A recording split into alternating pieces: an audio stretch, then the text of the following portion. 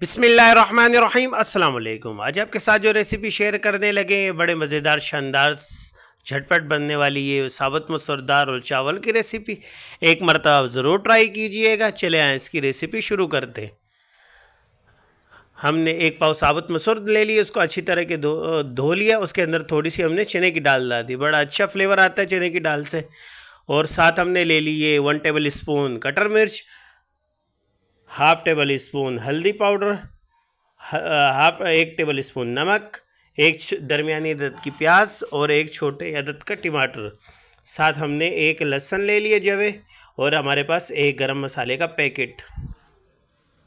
اور اس کے ساتھ ہم نے تڑکے کے لیے لے لی گول مرچیں 8 سے 10 عدد، اور کڑی پتہ، اور ایک چھوٹے سائز کا پیاز اور فریش دھنیا۔ یہ ہمارے پاس کڑی پتہ آ گیا، یہ ہمارے پاس چھوٹے سائز کا پیاز آ گیا، یہ ہمارے پاس فریش دھنیا۔ ابھی ایک پریشر کوکر میں ہم اس کے اندر پہلے دال ڈالیں گے۔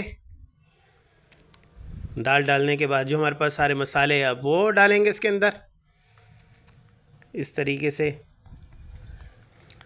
پھر اس کے اندر ہم نے ڈالنا ہے تقریباً 5 گلاس پانی۔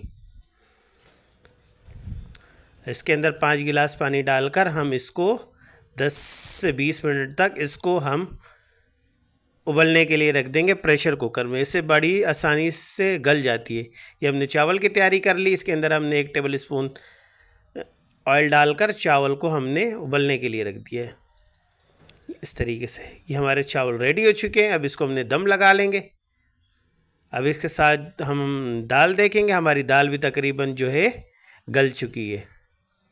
دیکھیں اس طریقے سے۔ اگر آپ نے شوربہ سے تھوڑا دال کو تھوڑی گاڑھی رکھنی ہے تو وہ بھی رکھ سکتے ہیں۔ یہ ہم نے تقریباً 3 سے 4 کھانے کے چمچے ہم نے تیل لے لیا، اس کو تھوڑا گرم ہونے دیں گے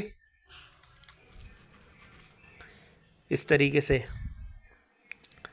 یہ ہمارا تیل گرم ہو چکا ہے۔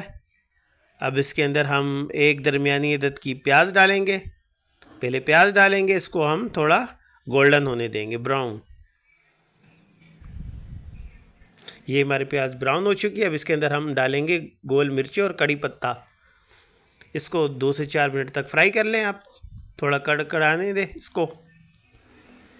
دیکھیں اس طریقے سے یہ ہمارے پیاز اور باقی۔ اب اس کے اندر ہم تڑکا لگائیں گے۔ دیکھیں اس طریقے سے ہم ڈال کر اس کو 2 سے 4 منٹ تک آپ اور پکا لیں دال کو۔